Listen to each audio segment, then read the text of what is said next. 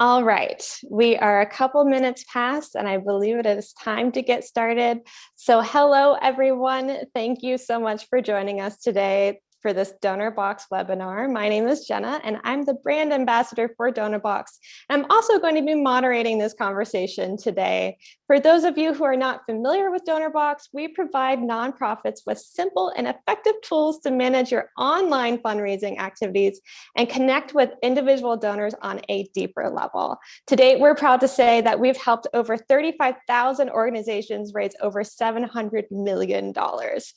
So to learn more, you can visit our site at donorbox.org, and I will drop that link in the chat box below. Today, we're joined by Chris Hammond and Brittany Leganke from the Corporate Giving Connection. Chris is the CEO and founder of Corporate Giving Connection. CGC is a full-service development, marketing, and corporate social responsibility consulting firm that focuses on strategic planning and implementation for nonprofit organizations and corporations. Chris has 11 years of event management and 9 years of nonprofit fundraising consulting and leadership experience. Holy cow. So we are in good hands today. And Brittany joined CGC as the Director for Nonprofit Development after several years in the nonprofit sector, initially starting her career in program management and later transitioning into development. Brittany has gained valuable insight into the common obstacles that organizations face while attempting to secure funding. Brittany leans on her extensive experiences in event and auction management and proven track record in cultivating corporate donors to provide strategic solutions for nonprofit consulting clients. So again, these are great speakers to have on our webinar today. But before we get started, today we're going to talk about how to launch a successful spring fundraising campaign. And before we get started, I want to mention just a couple of items. This webinar should last about 45 minutes, and we'll launch a Q&A for about 10 minutes after the webinar. You'll notice at the bottom of your screen, you have a Q&A button. Feel free to drop questions in this section throughout the webinar, and we'll be sure to answer as many as we can. Also, be sure to check that chat box down at the bottom, because I'll be dropping some helpful links in there throughout the webinar. Now, without further ado, I'm going to pass the baton over to Chris and Brittany. So take it away. Thank you, Jenna. I'm loving the spirited introduction, and thank you guys for joining us today. Jenna, can I share my screen? You sure can. Awesome. All right, I hope everyone can see.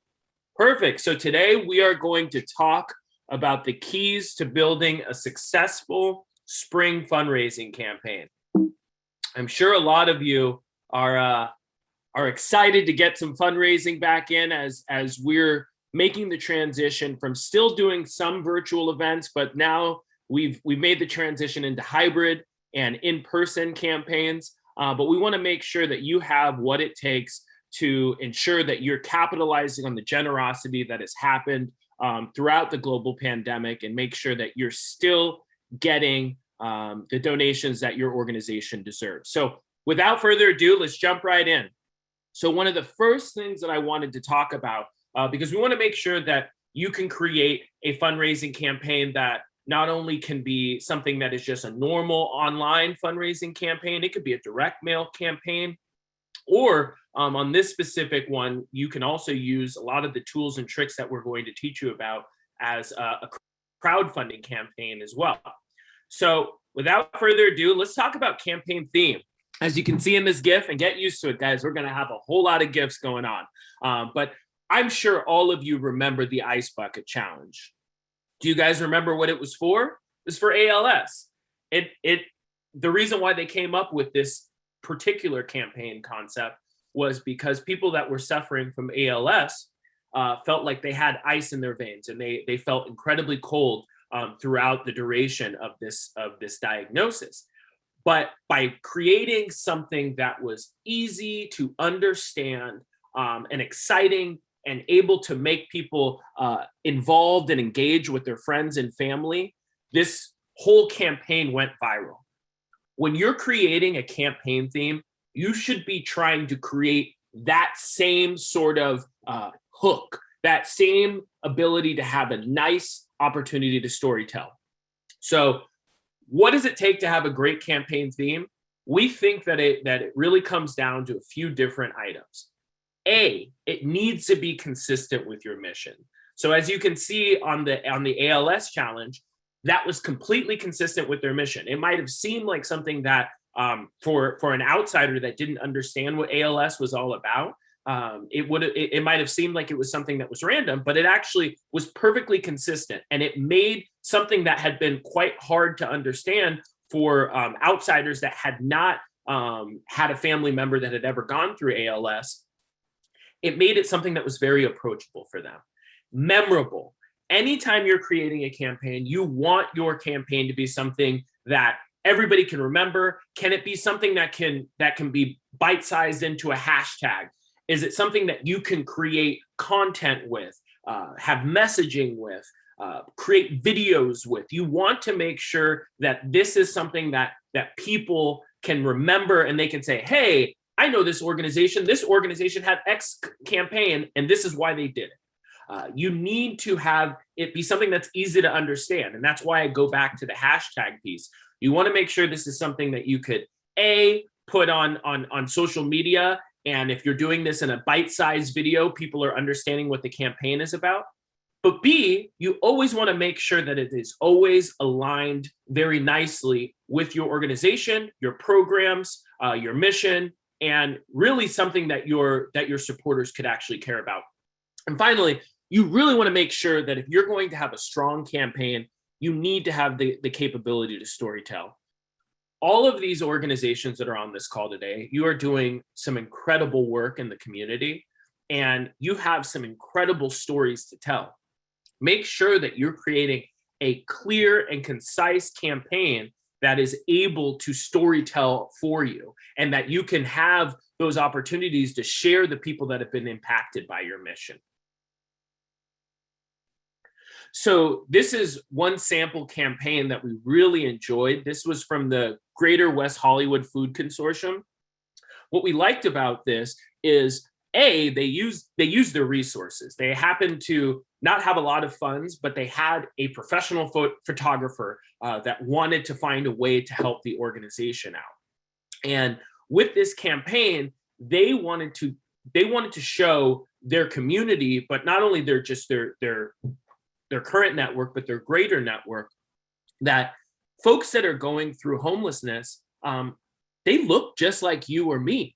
And so what we thought was so beautiful about this specific campaign is they wanted to give professional headshots to each one of these people that were currently living as a homeless individual.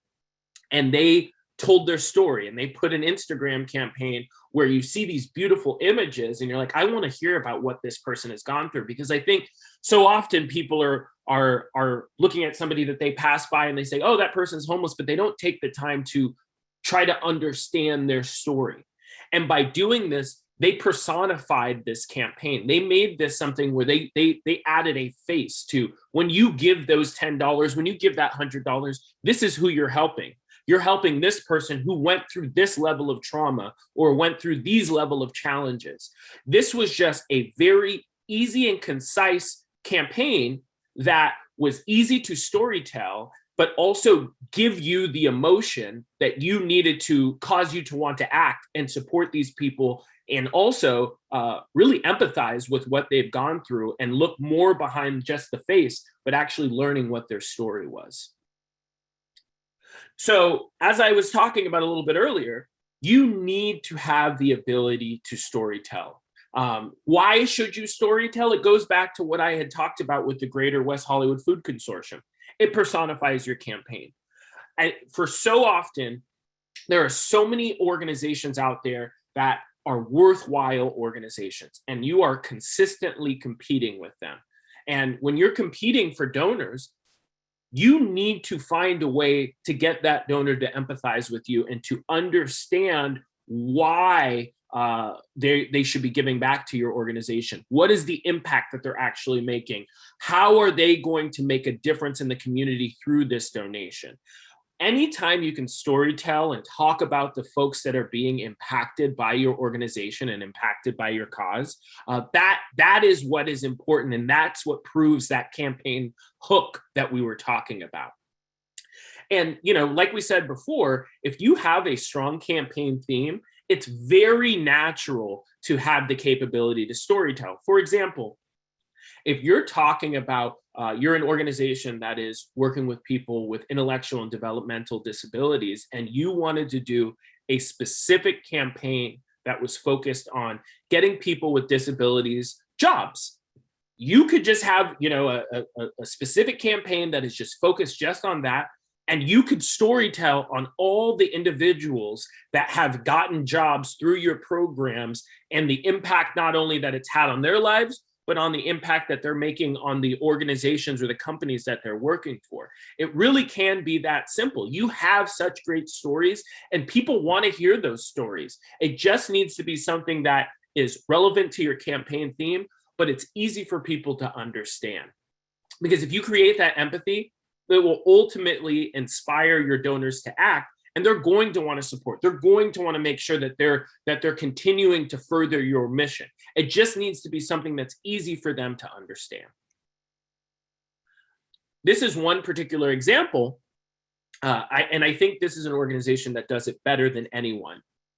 Charity Water. Charity Water does this incredible job of very clearly, anytime you make a donation, they make it clear that you are getting an idea of who you're actually impacting. In this particular case, they're talking about Medine and Merbrit, but you have a very clear understanding of their story, and it doesn't need to be long. And you get how I was saying it should be bite-sized, it should be concise, because if you make a story too long, people tune out. Use yourself as the barometer. When you are getting a story and when you're getting an email, how long does it take before you actually click out? How long does it take before you lose interest? In this particular situation here, they make it where it's really just about 4 to 5 sentences, and they have a strong, powerful, compelling image. And now you've already been hooked. You know about Medine, you know about Merbit. You're like, I want to make sure that they get clean water. And what they do as well, and we'll talk about it a little bit later, but you get to follow the journey of the water getting to their village. And you can have a clear understanding of, wow, I made X amount of dollar donation. Now I'm seeing the process and the journey before it gets back to them, and I can actually feel the impact. If you can do this as an organization, it makes all the difference in the world. And if you could do this in a campaign, this is the opportunity to get a campaign that can really smash any goals that you had. Another way to storytell is through your website, right? Sometimes it's not as easy for you to come up with those specific anecdotes where you can explain the impact that's happening. And maybe it's just something that needs to happen through imagery.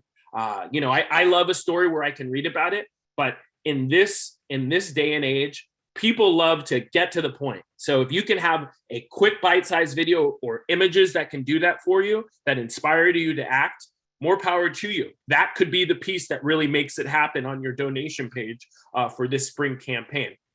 So in this particular example, this is in Ghana for an organization called Pencils for Promise.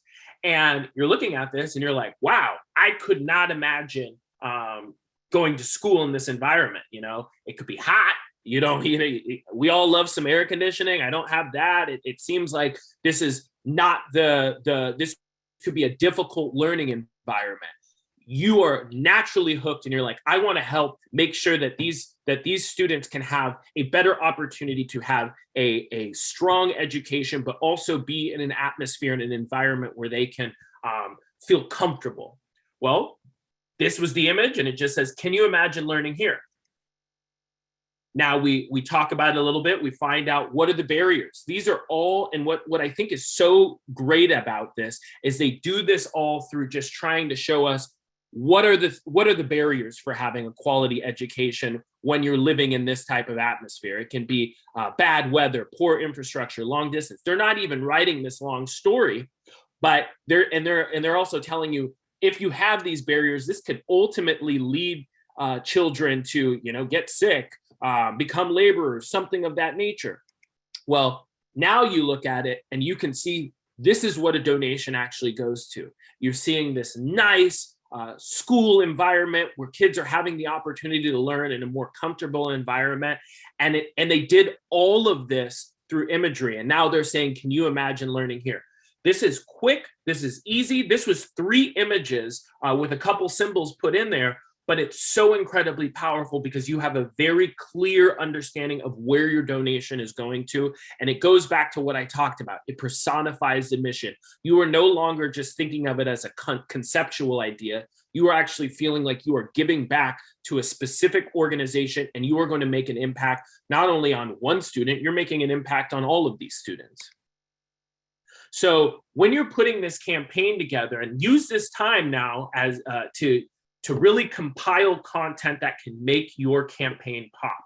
So as I talked about earlier, some of our favorites that we like to include in our campaigns are, strong imagery. If you have, graphic design support or just strong photos, this could be something that can really make it happen.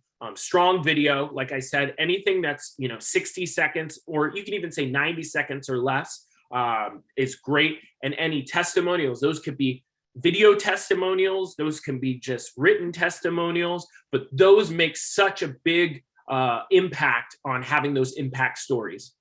And trust me, with all of this, it doesn't need to be professional. It doesn't need to be a graphic designer. All of this can be done from your cell phone. So I don't want you to think that you need to have some big budget to put together content that makes your campaign work. So this was a little bit of what I was talking about earlier with Charity Water again. This is them showing a quick video. It's a little longer than I'd like, but they put together these episodes where they're showing you, you've made a donation. Now let's show you how we bring water to this village, and how do we create the opportunity for this village to now live and be hydrated throughout the year. This one was specifically focused on Cambodia, but they give you the process. As a donor, you have now seen, I gave $100. I've brought water to a village that never could have had water before. And they make this so that you can be hooked and you can say, I actually want to become a monthly donor because I want to have this feeling monthly and make sure that I am making that much greater of an impact.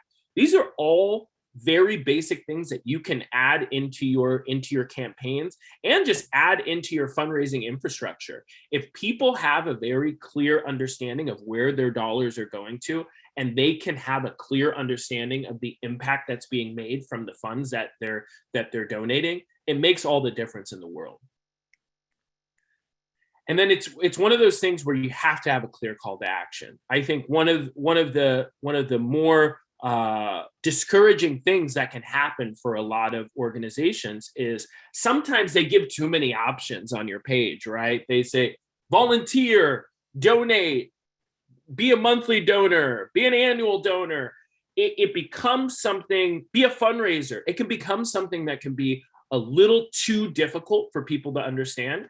I am all about making it clean, clear, and to the point. So if you're putting together a campaign, you want to make sure that you probably have two options for people to act. You want to make sure that they know how they can donate, but then you also want to make sure, if you have that opportunity, you want to give them the opportunity for recurring donations like monthly donors. So make sure that you keep it simple when you put together a campaign. So this is a specific option where they put together a call to action, and they had 2 calls to action. They have the donate now, but they also gave these folks the opportunity to potentially be a fundraiser for them for a peer-to-peer fundraising campaign. That's what they felt were the most important. And as a donor, you visit the page, it's very easy for you to understand. You see the tagline, you see what the campaign's about. It's about getting active for education. You hear a little bit more about, you get to read a little bit more about what was the thought process behind this campaign. And then you have some very clear ideas of what are the different donation amounts that you can give. If you can see on this one, they have different donation amounts where you can have a better idea of the impact that you can make. You know, if you give X amount of dollars, you're supporting a girl in secondary school. If you're giving, $15,000, you could teach 300 children to read and write for a year. These make all the difference in the world of personifying your mission, but also making a clear idea of how you are going to make an impact. And that really comes down to just having very clear and easy to understand calls to action. And then sometimes we give some additional options where you can have a call to action with options. These are some different ways that you can have somebody get involved. You can give them the opportunity to choose a monthly gift, or you can give them the opportunity to just give one gift for now. But once again, as you can see, you even see that it's saying your donation provides beds for our brand new inpatient rooms. This is so helpful for people to understand what the impact actually looks like. So this is just another way of how they like to give options, and they make it easy for you to choose how you want to be involved. And then some of my favorite things is to make this pop. We feel that you're going to have to make sure that you have strong messaging. The content is going to do a lot. But you want to have messaging that creates urgency, has clear calls to actions, but also talks about the impact ratio so that everybody can understand if I'm making an impact, how much dollars is it going to take for me to make the impact that I desire?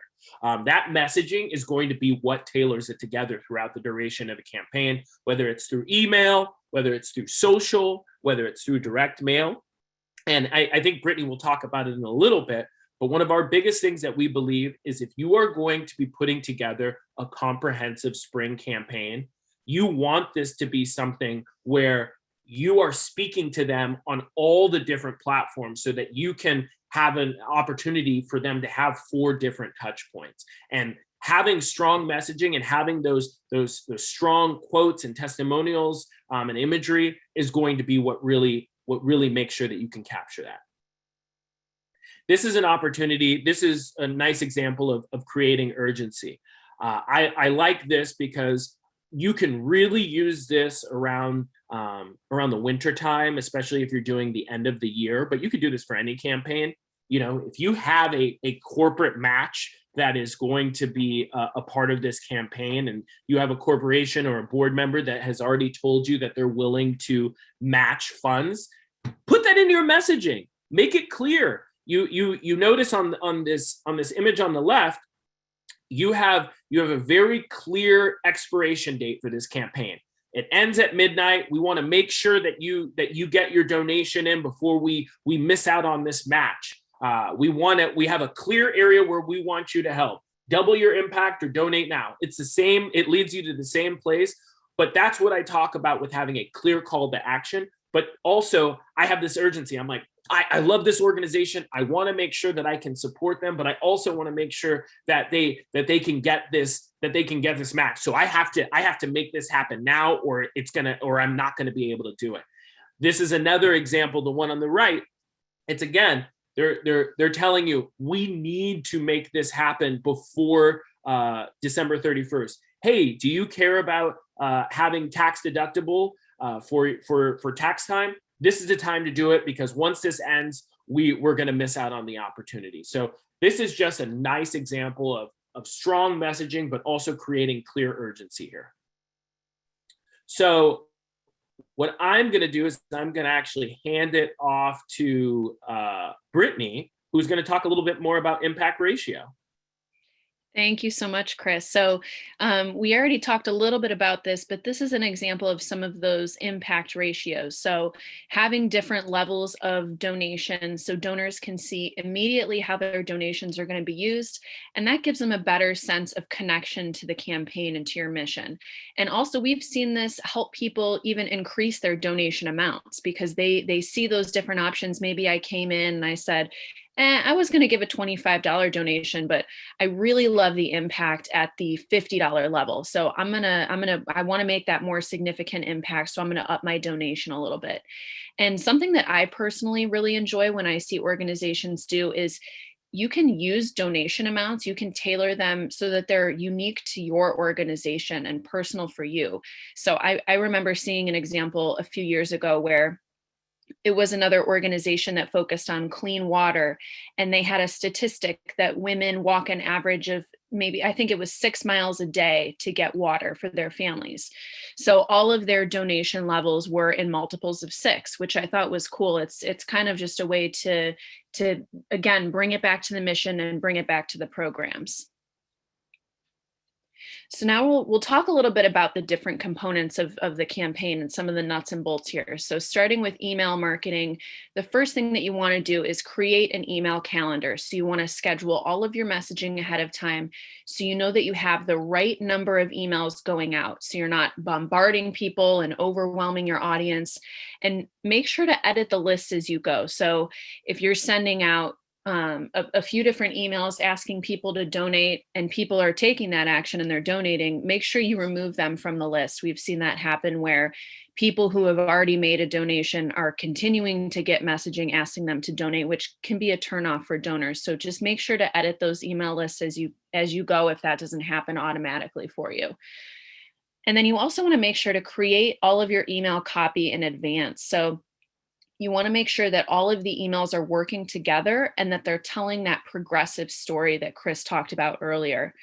Also, I personally like to see a little bit of variety with emails. So maybe some of them are more story and testimonial focused, and maybe some of the other ones are using quotes or relying on statistics and things like that. So just see what your audience responds to. What types of emails are they clicking on? What are they engaging with? And then, of course, don't forget to craft those thank you emails in advance as well, because those are truly the most important part of your whole campaign. And then in terms of designing the emails, again, like Chris showed earlier in the presentation, making them cohesive using those graphic design elements like banners, images, things like that. Just having those common design elements and that theme to unify all of this messaging. Keeping those emails short and to their point is very important. So people these days, especially, their attention spans are incredibly short. Nobody likes to sit and read a long-winded email. So just make sure that they're quick to scan and for people to understand exactly what action you want them to take. So that clear call to action, what do you want them to do? Draw their attention right to that. And we'll have some more examples of that too shortly. Just to mention a couple of email tools that we really like, MailChimp and Constant Contact. These are both low cost and some even have free options, especially for nonprofits. So those are just two that really help you with the creating the email list. And then, so this is an example from the World Wildlife Fund. This is a sample email that they sent out as part of a campaign that they were doing. So you've got this bold image up front, so we know what their goal is right off the top. I open this email, I know we're trying to save those turtles immediately. So there's not a ton of text on this page. It's easy to scan this really quick to understand what the issue is and what they want me to do. So they want me to act now and make that donation, and my eyes are drawn straight to that donate button. So that's important. So in terms of graphic design, the biggest thing, like we've mentioned, is keeping that common visual theme going. So using bold colors and images, using banners that are going across all the different platforms and giving that united focus. So you want to create sort of a brand for the campaign. So having your own brand. And then again, just to mention another tool that we like, Canva, if you haven't heard of it, is an online tool. So if you don't have a graphic designer on your team, it's free. And they actually offer, I think they offer a professional access for nonprofits specifically. So that's kind of their elevated level of access. Canva Pro is free for nonprofit organizations. So that's just, we wanted to mention that. Both of these campaign banners that you see here were actually created in Canva. So it's super easy to use. Again, bold imaging, bold colors, and just making sure that you have that theme. So one's Give All Year, one is We Are Familia. So these banners are slapped across all of their emails, their social media channels, their campaign sites. So everything's nice and unified. You're creating, again, that campaign brand. And social media should really be used as just another touch point for your campaign. So you definitely want to be sending out emails and these other things in accordance with your campaign. We like to discourage people from relying exclusively on social media, but definitely using it as another touch point to have eyes on your campaign and your organization. So, and you can also experiment with things like boosting social media for relatively cheap.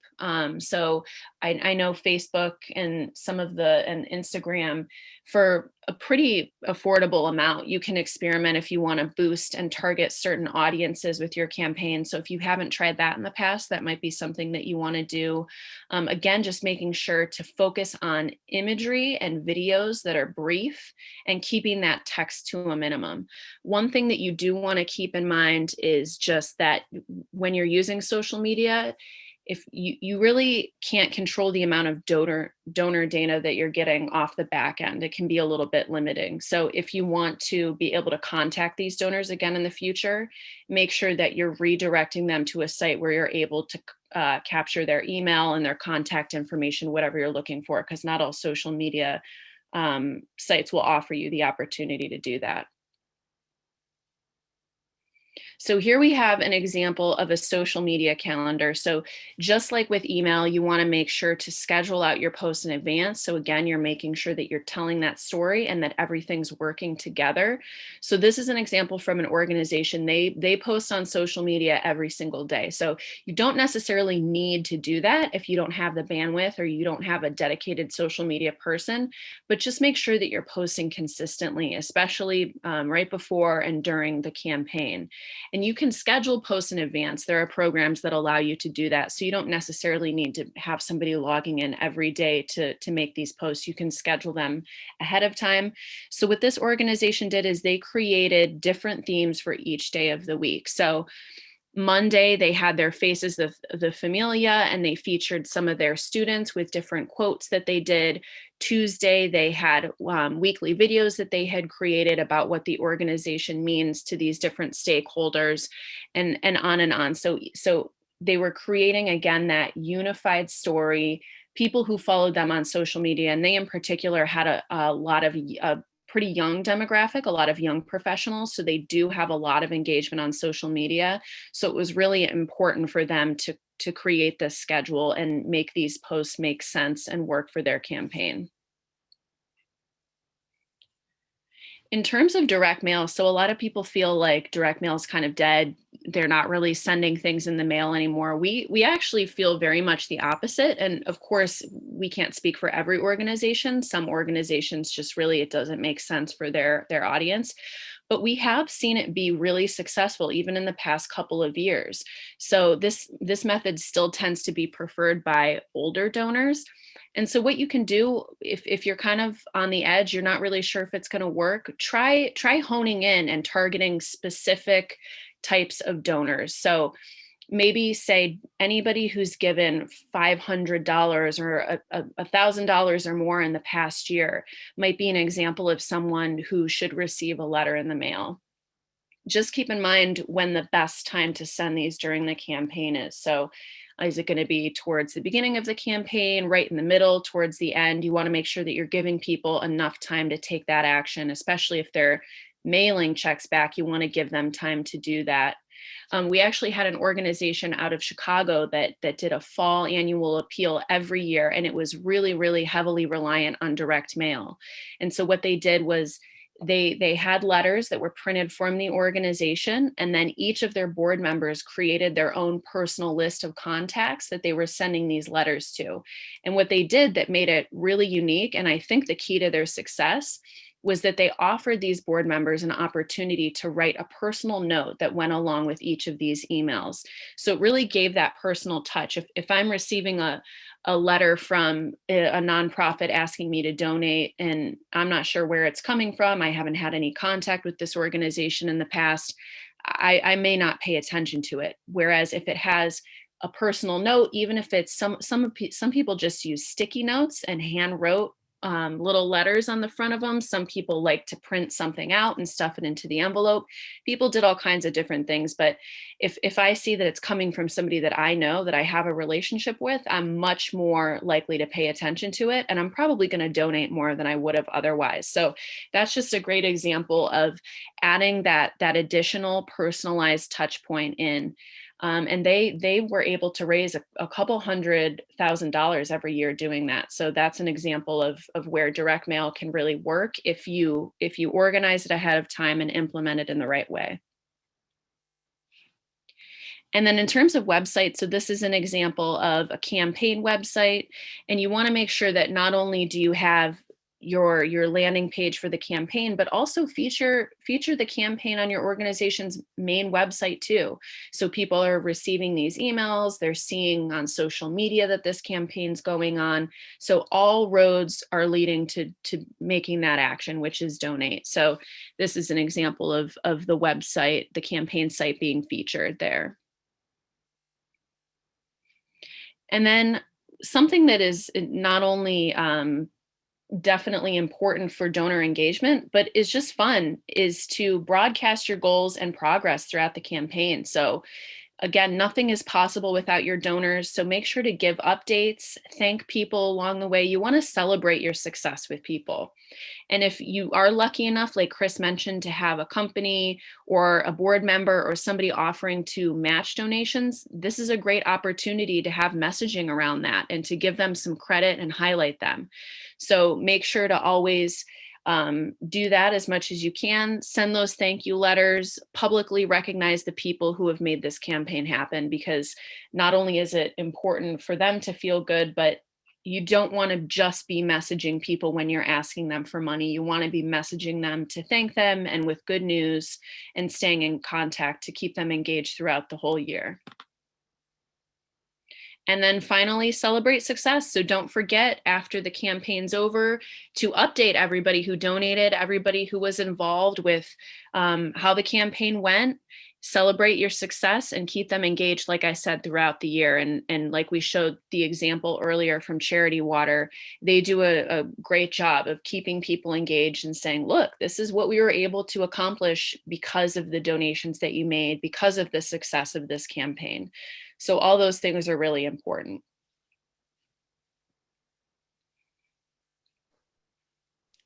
All right. Well, wow. Thank you again, Chris and Brittany, for this amazing presentation. I hope that all of you are feeling inspired to start moving forward with your spring fundraising campaigns.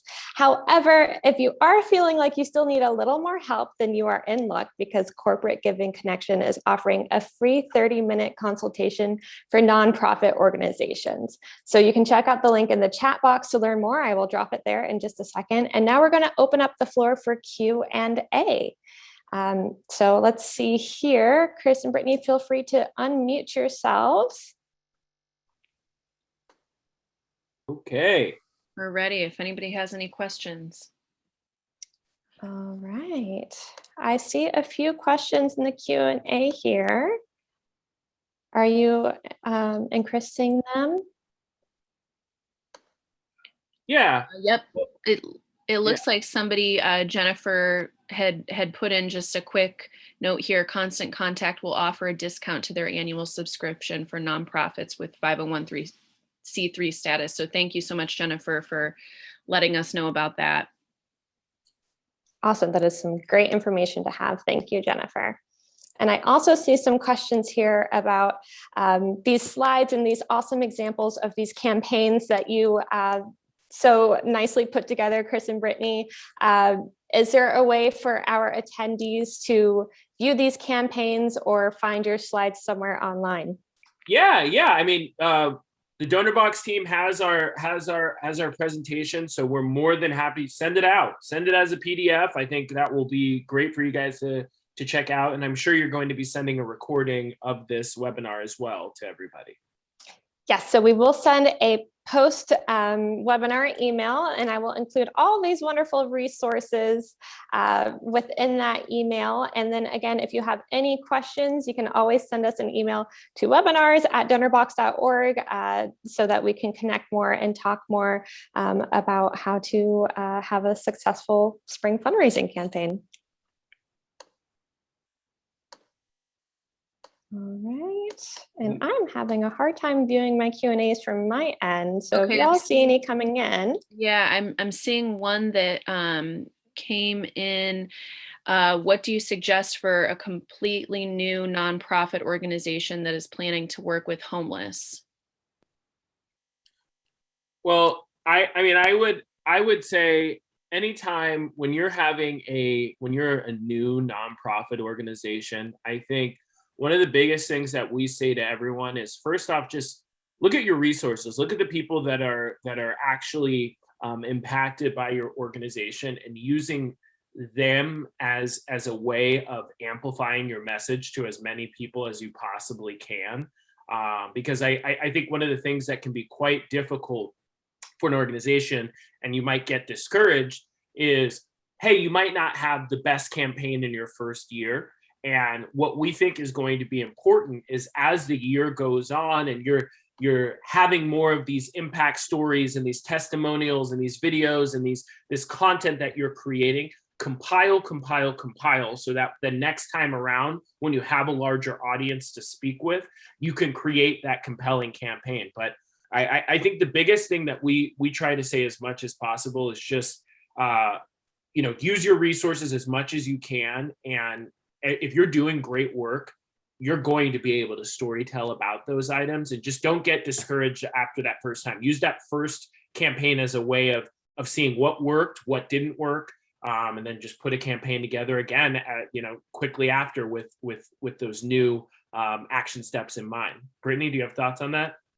Yeah, I would agree with all of that. And we've got a couple of other people that have asked questions about any tips for running campaigns when you're brand new. So I think everything that Chris said is right on. It's really important to just kind of try different techniques, see what your audience responds to. I think just being dynamic and being reactive is the most important thing. Absolutely. Someone else in the chat also mentioned that Buffer has free and low cost pro subscriptions around $15 a month for social media post automation. So we talked about scheduling those social media posts in advance. So that's a great resource for anybody who's looking to do that. We also had Amy is asking, what are our suggestions for campaign goals? So I'll give my 2 cents on that, and then Chris, you can do it as well. I think in terms of a campaign goal, I'm assuming you're meaning a financial goal, a money goal for your campaign.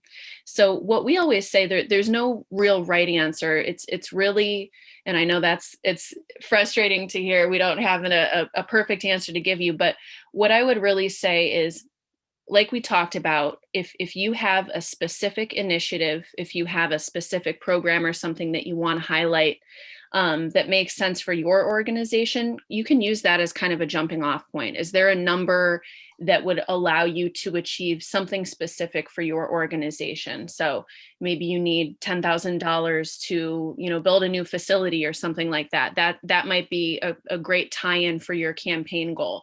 Another thing that you're going to want to make sure is just that goal makes sense. So you want it to be something that is exciting and motivates people, but you don't want something so lofty that it's unlikely to achieve it. So a first time campaign, as much as we would all love, probably isn't going to raise, $1 million if you're doing your first campaign. So just being realistic with yourself. And something that I like to do is also just work work backwards in terms of the kind of the math of the campaign. So if you're using fundraisers, or if you're doing a crowdfunding campaign, how many fundraisers or how many donors would you need, given the average gift amount that your organization typically receives, or the average amount fundraised per fundraiser that your organization typically sees? How many donors or fundraisers would you have to hit that amount? Is that math working out? Is that seeming realistic? So those are some questions to ask yourself when you're creating those campaign goals. Chris, do you have anything to add?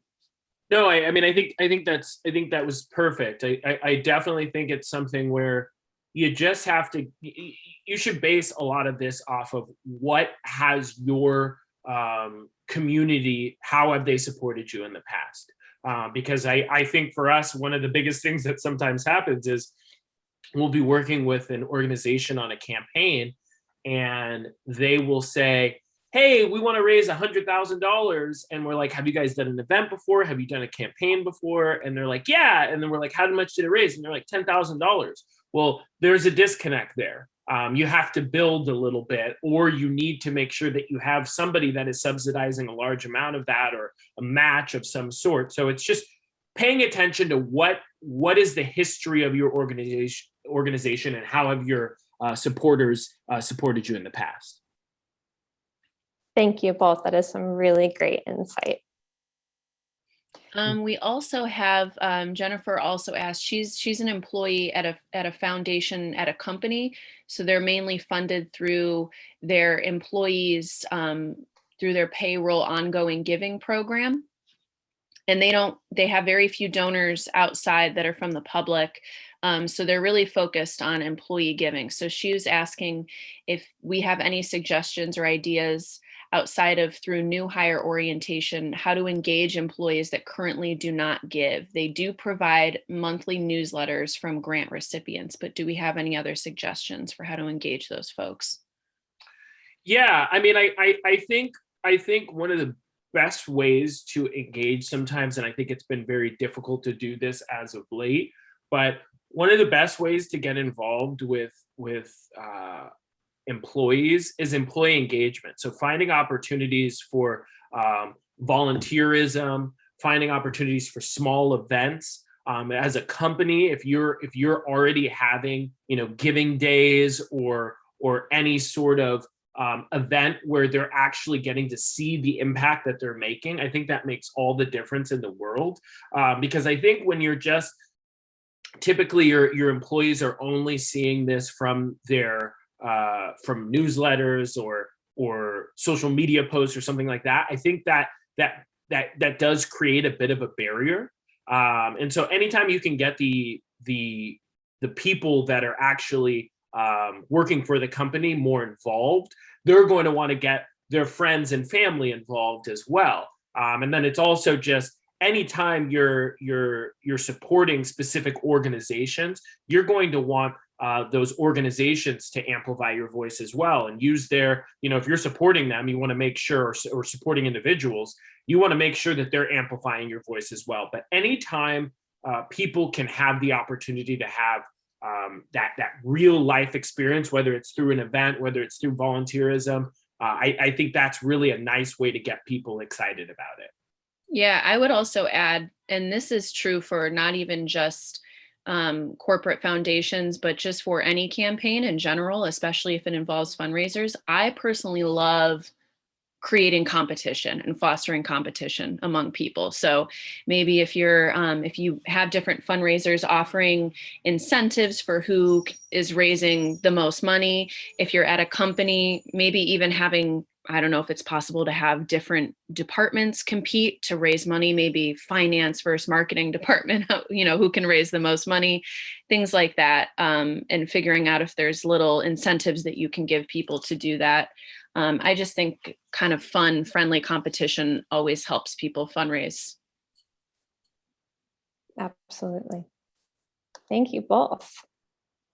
All right. What other questions do we have here? Where to find sample letters to donors? Do you guys have any great suggestions for that? We typically do not. I think it's just one of those.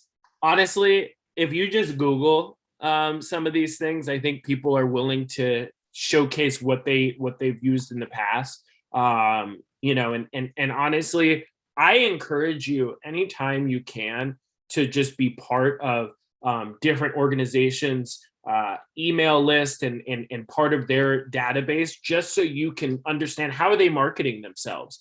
One of the biggest things that Brittany and I always say is it's important to understand how everybody else is doing this.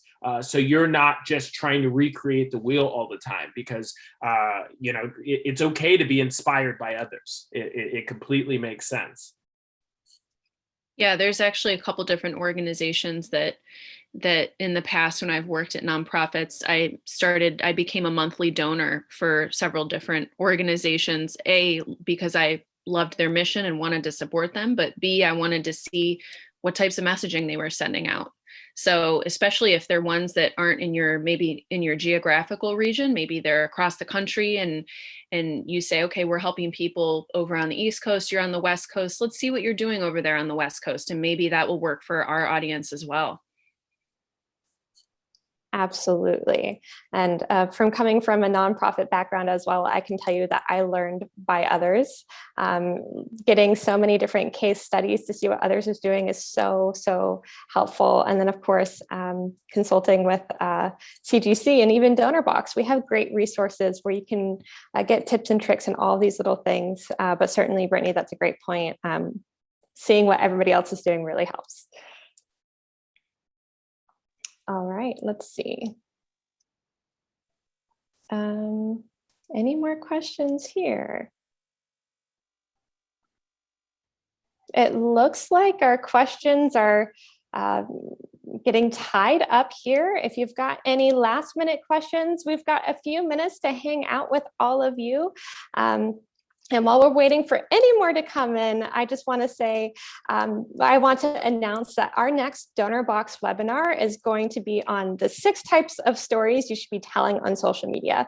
That's going to be May 19th at 12 p.m. Eastern time, and the registration will be live on our Facebook and LinkedIn next week. So we encourage everyone to follow Donorbox on social media to stay up to date on all of our latest content and webinars. And I'll post those links to our social media in the chat box below.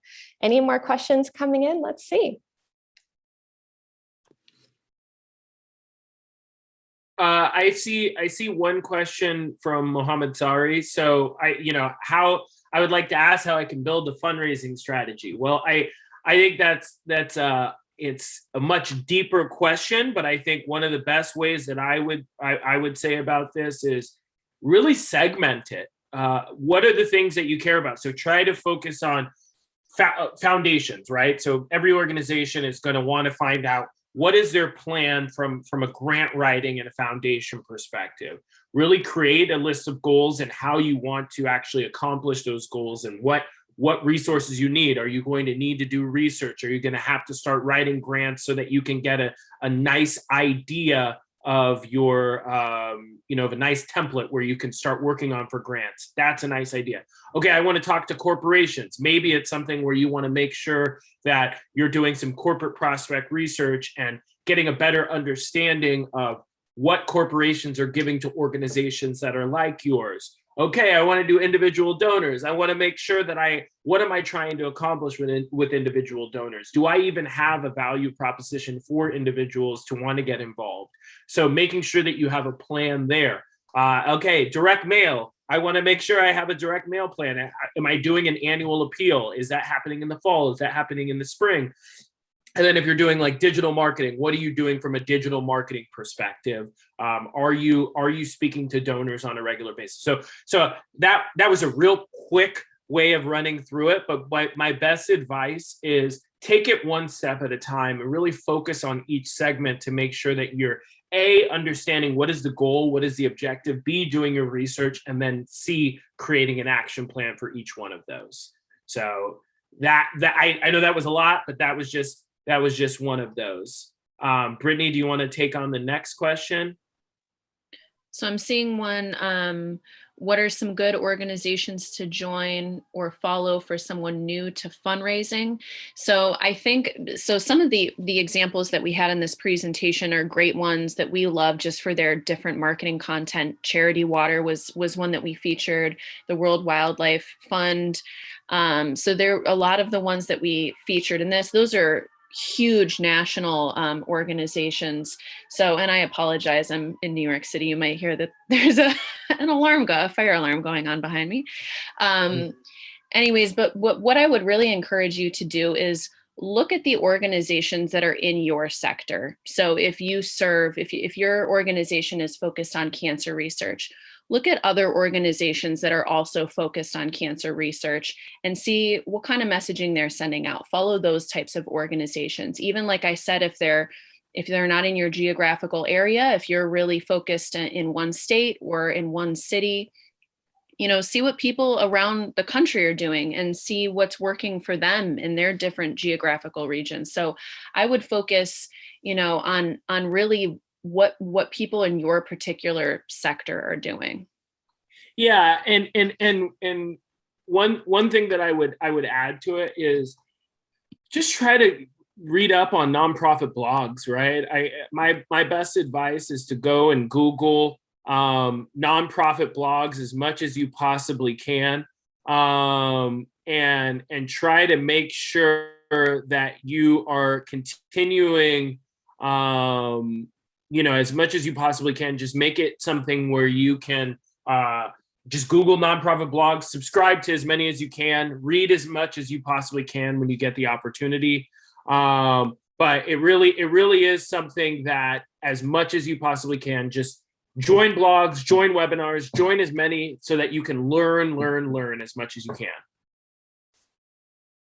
And then awesome. One of the last ones that I would do is Daniel's. I know your question is definitely one of those where I wish there was this conference. I don't know about any conferences where institutional investors just show up and say, hey, what organizations are we going to donate? I think it's just, you gotta network as much as you possibly can. But the best advice that I would give is what Brittany said a little bit earlier, is making sure that you are looking at organizations that are competitors, and making sure that you are looking at who's supporting those competitors. Who are the corporations that are sponsoring them, the foundations that are giving to them, and really look internally and find out, how do you differentiate yourself from those organizations, and making sure that you could speak to those different types of investors and foundations and corporations. That would be our best advice, because there isn't that magic conference. Maybe there is, I just don't know about it. Thank you, Chris, for that response. Wouldn't that be amazing? Yeah. I think that should be a thing for sure. And Brittany, do you have anything to add to that statement? No, other than I agree. If there was something like that, we would all have plenty of money to fund all the programs we wanted. Absolutely. Well, we are at time, everyone. I want to thank you again for being here today for this webinar and for participating in our Q&A. Again, I hope you're feeling equipped with the tools to be inspired to go on and do your spring fundraising. And again, there will be a post email being sent out to you with all these helpful links that I've also dropped in the chat box. So if you have any questions at all, you will be in good hands, and we'll make sure that you have all the resources that you are looking for. And again, we are so proud to provide the tools and resources you need to help you help others. And have a great day, everyone. Thank you again, Chris and Brittany. Thank you. Thanks for joining. All right, bye-bye.